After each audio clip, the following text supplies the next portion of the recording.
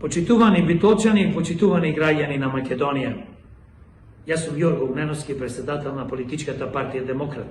Се јавувам од канцеларијата на огранокот на Демократи од Битола. Денес премиерот Христијан Мицковски дојде од Сапајле да објави и си ги собра своите полтрончина послушници, да објави дека во Битола ќе се гради и почнува да се работи на регионалната депонија за ѓубре, каде што 18 општини од државата ќе ни носат ѓубре. Зар нас битолчани не ни е доволно што рек Битола 50 години не труе? Зар нас на битолчани и другите општини што живеат и што постојат околу рек Битола и кои што се трујат 50 на години, не ни е доволно да ги оборуваме рекордите на најповеќе заболени од канцери, од ракови? Зар ќе дозволиме депонијата регионална за ѓубре да се гради во рек Битола? Замислете на каков подмолен начин премиерот доаѓа и не кажува зошто доаѓа. Кажуваат ќе дојде во Битола, си ги собра неговите пајташи и ни објавува. Но ние како луѓе, преце јас како битолчанец и демократ и председател на политичката партија Демократи, сум крајно револтиран и уште лани во февруари државме протести да не се гради депонијата за ѓубре, поточно депонијата на смрт.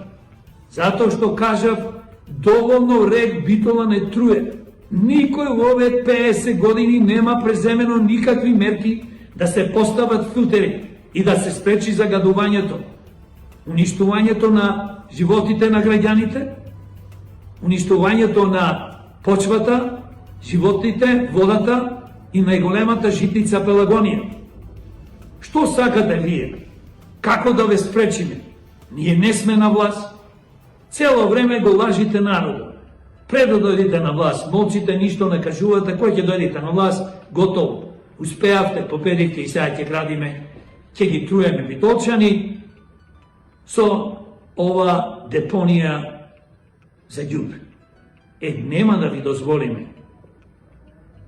Господине Мицковски, владо на Македонија, градоначалници Коњановски советници на општина Битола и на Могила и на Новаци, каде што ја туркате и дозволивте и гласате да се гради ова депонија на смртта, да ја градите. Зар треба ние да се тепаме помеѓу нас, да земиме оружје, да креираме граѓанска војна, па да ве спречиме? Не, тоа не го сакам.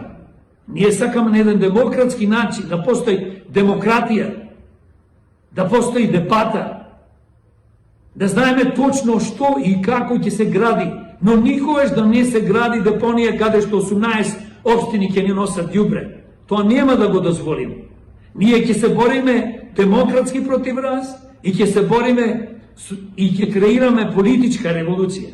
Ние мора вас да ве спречиме, затоа што вие 35 години како партија и другите политички партии сте докажале дека сте тотално уништувачи на животите на народот, преку загадување, уништување на економијата, пачкање, уништување на здравството. Ни креиравте наместо болници квалитетни, модерни, европски, ни креиравте мртовечници.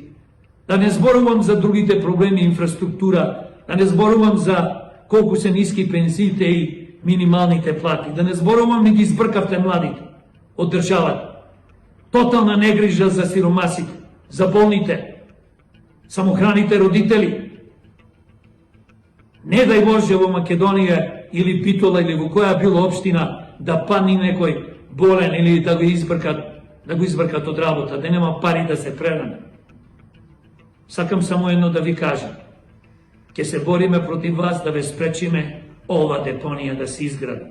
Затоа повикувам до сите граѓани и тие што гласаја за овие нерани мајковци, за овие манипуланти и криминалци, да дојдат да се борат да се спречи изградбата на регионалната депонија во Новаци Битола исто. да ја спречиме и ние да изградиме тука фабрика за преработка на ѓубре, да се селектира ѓубрето и да произведуваме од ѓубрето струја, вода, тули, све што е потребно. Денес има компании во светот, можеме слободно да повикаме и низ Македонија да се изградат повеќе фабрики за ѓубре. Во 21. век не се градат депонии за ѓубре. Што и да кажам, повеќе нема да држи вода. Само едно ќе кажам. Дајте, битолчани, дајте, граѓани на Македонија, помогнете да ја спречиме изградбата на ова депонија за ѓубре, поточно депонија на смртта, и еднаш за секогаш да го спречиме загадувањето низ цела Македонија.